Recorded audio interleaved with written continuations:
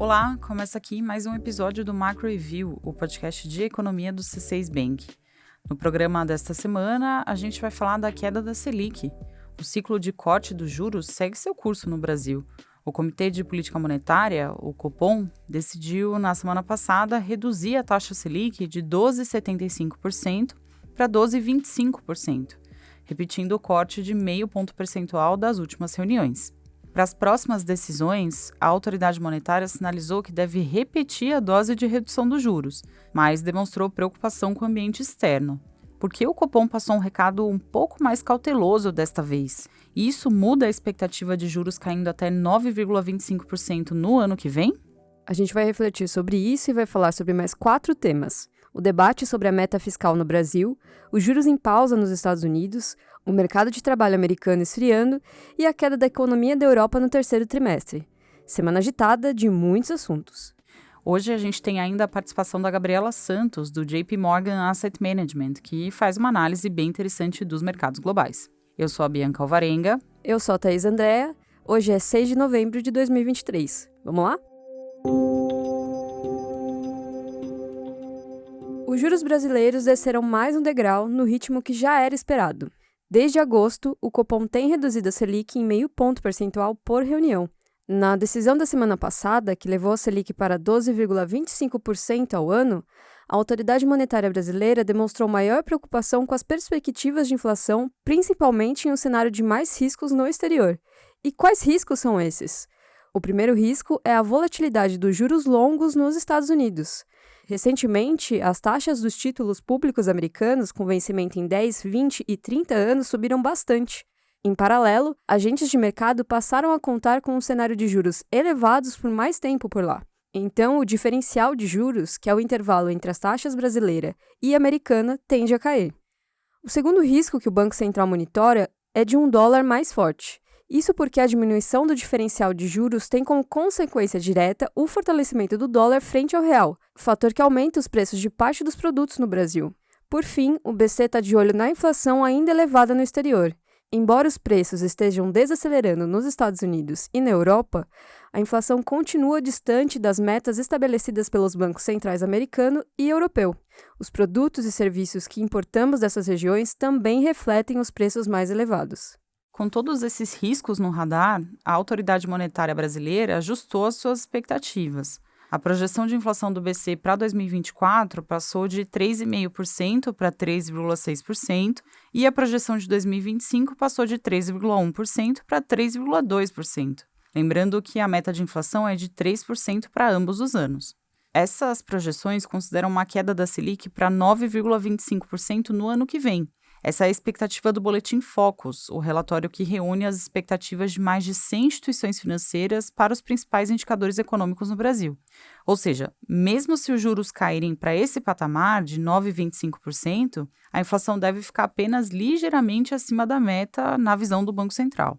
É por isso que o Copom sinalizou que vai seguir reduzindo os juros. No comunicado da semana passada, o comitê indicou mais 2 cortes de meio ponto percentual na Selic nas reuniões de dezembro e janeiro. Essa sinalização é importante, ainda mais em um momento em que os analistas de mercado tentam prever até onde vai a queda de juros no Brasil. Até pouco tempo atrás, o mercado precificava uma Selic na casa de 9% em 2024.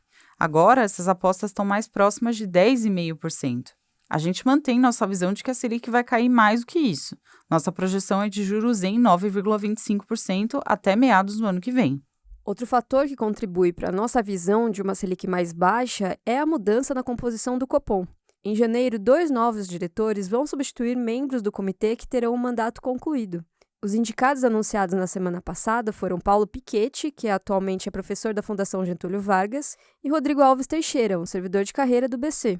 Com isso, o número de integrantes do Copom nomeados pelo atual governo subirá para 4 de um total de 9 diretores. A gente acredita que o novo colegiado pode ser mais propenso a decisões voltadas para reduções maiores nos juros.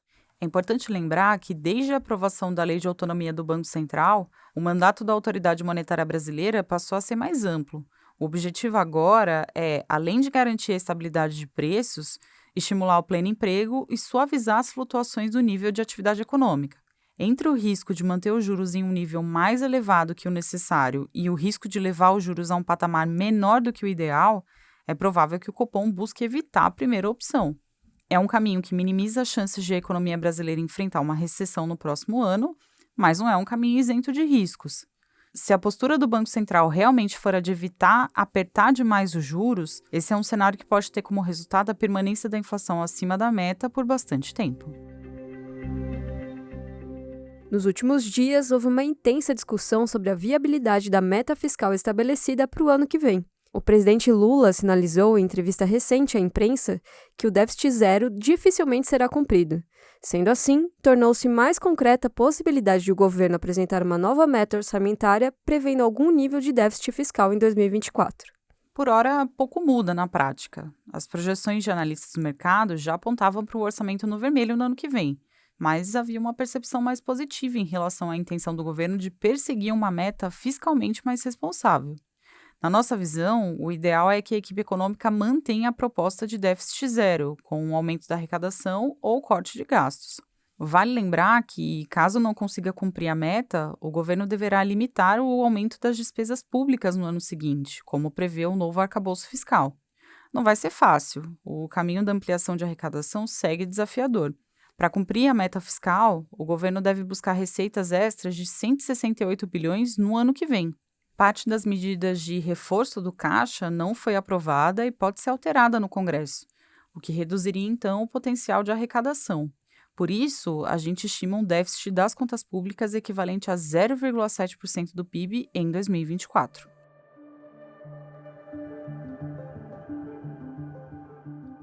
Agora, mudando de assunto para falar de política monetária nos Estados Unidos. Confirmando expectativas, o Federal Reserve decidiu manter os juros americanos no intervalo de 5,25% a 5,5% ao ano. Foi a segunda pausa consecutiva no ciclo de aperto monetário, mas as taxas continuam no maior patamar em 22 anos.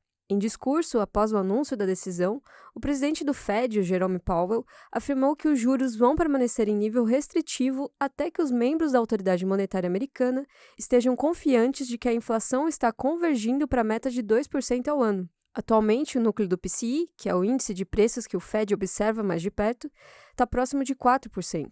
O Fed reforçou que o aperto nas condições financeiras pode contribuir para a queda da inflação nos próximos meses. A recente alta dos juros de títulos longos deve encarecer o crédito e desestimular o consumo por famílias e empresas americanas. A gente até citou esse fenômeno agora há pouco, quando a gente falou dos riscos que o Banco Central brasileiro monitora, né?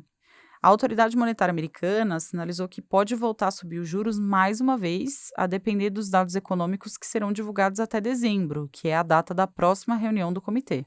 Mas aconteceu uma mudança importante logo depois da decisão de juros nos Estados Unidos. Dados do mercado de trabalho divulgados 2 dias após a reunião do Fed mostraram um aumento no desemprego e uma desaceleração no ganho por hora trabalhada no país. A gente vai falar mais disso daqui a pouco. A questão é que a gente acredita que isso pode levar a autoridade monetária a manter os juros no patamar atual na próxima reunião, evitando mais uma alta das taxas. Na nossa visão, um corte gradual de juros deve começar só no fim de 2024. Reforçando aqui a mensagem que passamos no episódio passado. A gente acredita que a estratégia do Fed de trazer a inflação para a meta de forma muito gradual não é isenta de riscos, pois pode levar a uma desancoragem das expectativas. Isso, em última instância, acabaria exigindo um esforço maior da autoridade monetária para conter a alta de preços lá no futuro. Agora sim, a gente vai falar mais dos dados de mercado de trabalho que mexeram com as expectativas para a próxima reunião do Fed. Esses dados, divulgados na semana passada, mostraram que o número de vagas criadas em outubro nos Estados Unidos ficou em 150 mil, que é bem abaixo do que foi registrado no mês anterior. A taxa de desemprego americana subiu de 3,8% para 3,9%. Foi um aumento pequeno, mas um aumento suficiente para levar a desocupação para o maior patamar desde janeiro de 2022 por lá. Outro dado, o de ganhos por hora dos trabalhadores americanos, corroborou a tese de perda de fôlego do emprego no país. O reajuste dos salários desacelerou e veio abaixo do esperado por analistas de mercado. O relatório de vagas em aberto, conhecido como JOLTS, já havia mostrado que o número de postos abertos para cada desempregado está em lenta tendência de queda nos Estados Unidos, embora a demanda por trabalhadores ainda seja bem maior do que a oferta de mão de obra disponível. Bom, a moderação do mercado de trabalho está em linha com a expectativa do Fed e pode justificar, na visão da autoridade monetária, uma nova pausa na reunião de dezembro. Aumentaram também as chances de o ciclo de alta das taxas americanas ter chegado ao fim. Mas, na nossa visão, o quadro de inflação elevada nos Estados Unidos ainda deveria inspirar cautela. Até dezembro, a divulgação de mais dados de inflação e de novos números do mercado de trabalho deve trazer mais informações e confirmar se o aperto promovido pelo Fed até aqui tem sido suficiente para controlar a inflação à frente.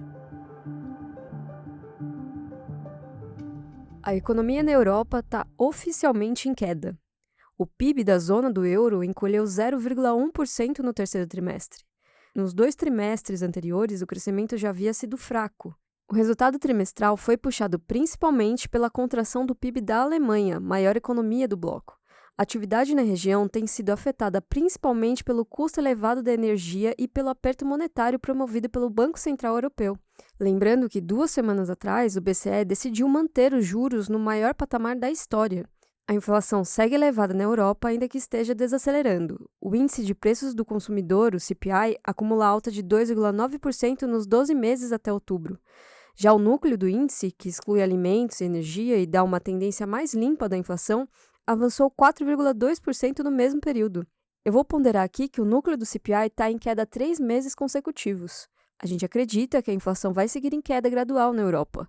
Também não descartamos a possibilidade de uma recessão na zona do euro no último trimestre de 2023. Se você quer entender melhor por que os europeus estão em uma situação mais complicada, eu recomendo que você dê uma olhada aqui na nossa lista e ouça o episódio 76 do nosso podcast.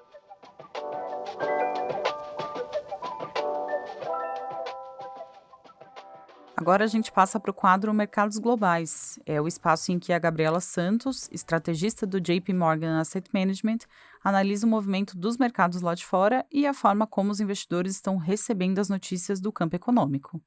Hoje, a Gabriela vai explicar como a decisão do Fed e os dados de mercado de trabalho mexeram com os preços dos ativos, dos investimentos americanos. Será que aquele movimento de disparada das taxas longas se acalmou diante da perspectiva de uma pausa nos juros americanos também em dezembro? Vamos ouvir o que a Gabriela tem a dizer. Semana passada, os mercados globais tiveram a melhor semana do ano. Os mercados acionários globais subiram quase 5%, com o mercado de renda fixa vendo uma queda nos juros da curva, ou seja, um aumento do preço dos papéis de renda fixa globais. Desde o final de julho, tudo começa e termina com a curva de juros americana. E os investidores sentiram um belo alívio semana passada com uma queda de 45 pontos base na taxa de juros de 10 anos americana, chegando a 4,5%. O que aconteceu? Os investidores olharam, a semana passada tivemos a reunião do Banco Central americano, onde manteve a sua pausa em juros, sem aumentar os juros, uma pausa pela segunda vez consecutiva. Durante a comunicação do Fed, o presidente Chair Powell deixou algumas mensagens de que o Banco Central ainda está olhando a inflação, mas sente que provavelmente já aumentou o juro suficiente e vê uma desaceleração pela frente na economia, melhor equilíbrio no mercado de trabalho e uma continuação do processo desinflacionário nos Estados Unidos. Os investidores gostaram de ver também na sexta-feira a publicação dos dados de mercado de trabalho americano, onde vimos ainda uma criação saudável de números de emprego, 150 mil no mês de outubro, porém uma desaceleração versus o mês anterior, quando se tinham criado quase 300 mil novas vagas. Criticamente também, o crescimento salarial continua desacelerando para somente 4% ano contra ano. Com isso, essa queda nos juros, essa queda na expectativa das ações do Fed ajudaram o apetite de risco. Com isso, vimos o mercado acionário subindo, companhias de tecnologia, mas também companhias cíclicas subindo, ajudou também com uma queda no dólar, que caiu mais de 1% semana passada. A Gabriela também falou da emissão de dívida pelo governo dos Estados Unidos, um fator que tem contribuído para a movimentação dos juros longos nas últimas semanas. A novidade aqui é que o Tesouro Americano anunciou que vai emitir menos títulos de dívida e isso também foi um alívio para as taxas mais longas. A Gabriela explica. Por fim, em termos de juros, um outro evento importante tem sido relacionado à oferta da dívida americana. A gente já tinha falado várias vezes sobre como o déficit americano está bem elevado, ou seja, muita oferta de dívida vindo ao mercado, que tem que ser absorvida pelos investidores privados. Bom, semana passada tivemos um anúncio de Tesouro Americano sobre a oferta da dívida aqui no final do ano e até foi um pouco menor do que os investidores estavam esperando, especialmente menos oferta de dívida de longa duração. Com isso, ajudou também nessa queda dos juros longos de 10 anos nos Estados Unidos. Então, os investidores realmente tomaram muito conforto da queda de juros. Vamos ver se continua. Nós achamos que sim, dada a desaceleração da economia, o fim do aumento de juros e já muito prêmio de risco incorporado na curva. Hora da nossa agenda. Eu compartilho agora os dados econômicos que nossa equipe acompanha nos próximos dias. Na terça-feira, 7 de novembro, o Banco Central divulga a ata da última reunião do Copom, com mais detalhes sobre a decisão do comitê de reduzir a Selic para 12,25% ao ano. Na quarta-feira, o IBGE publica o resultado da pesquisa mensal do comércio de setembro. A gente projeta uma leve queda no mês para o varejo ampliado, que inclui o comércio, mais materiais de construção e veículos. Na sexta-feira, 10 de novembro, vai ser divulgado o IPCA de outubro. A gente espera uma alta de cerca de 0,3% da inflação do mês, impulsionada pelo avanço dos preços das passagens aéreas. No mesmo dia, encerrando a semana, sai o PIB do Reino Unido do terceiro trimestre. Nossa expectativa é de um crescimento fraco em território britânico diante da política monetária ainda apertada. Bom, é isso. Chegamos ao fim do episódio. Muito obrigada a você que nos acompanhou até aqui. Se você gostar desse episódio, não esquece de deixar um recado pra gente. Basta checar se no seu tocador tem uma caixa para publicar comentários. Lembrando que agora estamos com o nosso podcast também disponível na plataforma de música da Amazon. Se você prefere ouvir os episódios por lá, basta seguir a gente na Amazon Music. Quem faz parte da equipe econômica do C6 Bank são o Felipe Salles, a Cláudia Moreno, a Cláudia Rodrigues, o Eliezer Jacob e o Felipe Mack. A produção e o roteiro são desse time todo, junto com Nayara Fraga e Bianca Alvarenga. A edição de som é da Thaís Andrea. A divulgação nas redes sociais fica com Ana Vischer. Lembrando que você pode seguir o Macro Review na sua plataforma favorita de podcasts. Assim, quando a gente publicar um novo episódio, você será notificado. É bom para quem quer ficar por dentro da economia e para quem quer conhecer uma visão original dos fatos econômicos. Uma boa semana para você e até a próxima!